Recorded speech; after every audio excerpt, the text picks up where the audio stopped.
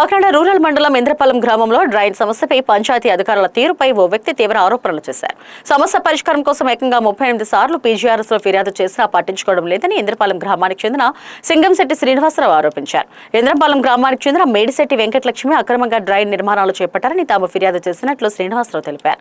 ఈ ఫిర్యాదుపై DLPO పరిశీలన జరిపి అక్రమ డ్రైన్ నిర్మాణాలు ఉన్నట్లు నిర్ధారించినప్పటికీ ఇప్పటి వరకు వాటిని తొలగించేందుకు ఎలాంటి చర్యలు చేపట్టలేదని ఆరోపించారు.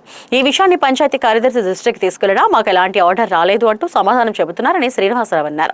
ఉన్నతాధికారులు స్పందించి DLPO పరిశీలనలో నిర్ధారించిన అక్రమ డ్రైన్ తొలగించాలన్నారు. కాకినాడ జిల్లా కాకినాడ రూరల్ ఇంద్రపాలెం 9/9/2021లో ఆక్రమణ జరిగిందని పంచాయతీ సెక్రటరీ గారు DLPO గారు ప్రత్యక్ష పరిశీలన అనంతరం నోటీస్ ఇచ్చారు. ఆ నోటీస్ మీద ఈ రోజు వరకు 38 సార్లు కంప్లైంట్ పెట్టినా కూడా ఎవరో పట్టించుకోవట్లేదు.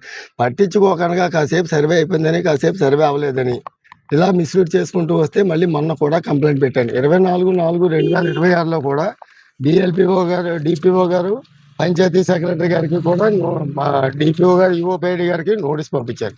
దాన్ని 3 నెలలైనా కూడా ఏ రకంగా కూడా చర్యలు తీసుకోకుండా మేడిశెట్టి వెంకటలక్ష్మి ఎలా చెప్తే అలాగే చేస్తూ ఇష్టమైతే తీస్తాం లేకపోతే లేదు తీయమని MPTO గారు డైరెక్ట్గా నా దగ్గరికి వచ్చి నా పిటిషన్ ద్వారా నా దగ్గరికి వచ్చి చెప్పి SI గారు కూడా ఫోన్ చేసి న్యూసెస్కి సెట్టమని MPTO గారు డైరెక్ట్గా ఫోన్లో మాట్లాడారు. కేవలం మేడిశెట్టి వెంకటలక్ష్మి వాళ్ళ ఫోన్ నుంచే మాట్లాడారు.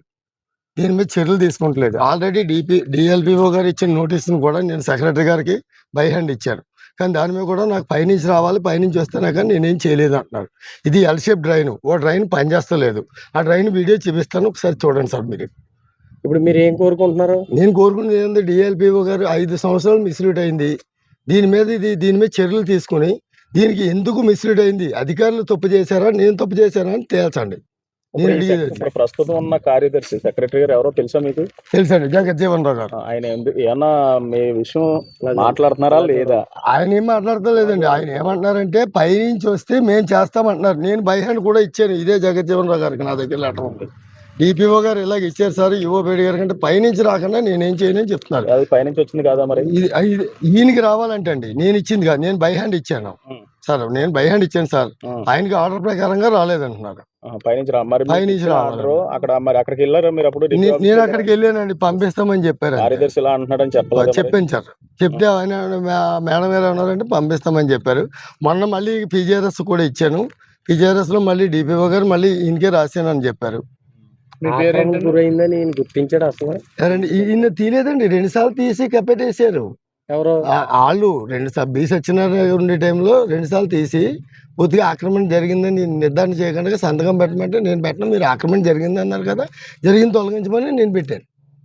ఎన్నిసార్లు PGRS 38 సార్లు పెట్టాను. CM పేసీ నుంచి పెట్టినా కూడా మిస్లూట్ పెడుతున్నారు. 30 సంవత్సరాలు అయిందట, కప్పెట్టేశారట, కప్పెట్టేసుకోవచ్చట అని MPTO గారు చెప్తున్నారు. 30 సంవత్సరాలు అయితే డ్రైన్ కప్పెట్టేసుకోవచ్చు, అంటే పంచాయతీ ప్లస్ కప్పెట్టేసుకోవచ్చు. ఇప్పుడు రోడ్డు కూడా కప్పెట్టేసుకోవచ్చు. నేను ఇప్పుడు నాకు రోడ్డు మీద కావాలనుకోండి, రోడ్డు కూడా కప్పెట్టేసుకోవచ్చు. ఆయన చెప్పింది అది. అంటే నాకు తెలియదు సార్, నేను ఆటో డ్రైవర్ని, నేను చదువుకోలేదు. ఆయన చెప్పిందే నేను చెప్తున్నాను మీకు. నా పేరు శ్రీనివాస్, సింగంశెట్టి శ్రీనివాస్. ఆయన మిస్సెస్ పేరు సత్యనాగలక్ష్మి. డ్రైన్ ఒకసారి వీడియో తీయండి సార్, కొంచెం నా ప్లీజ్ సార్, రిక్వెస్ట్.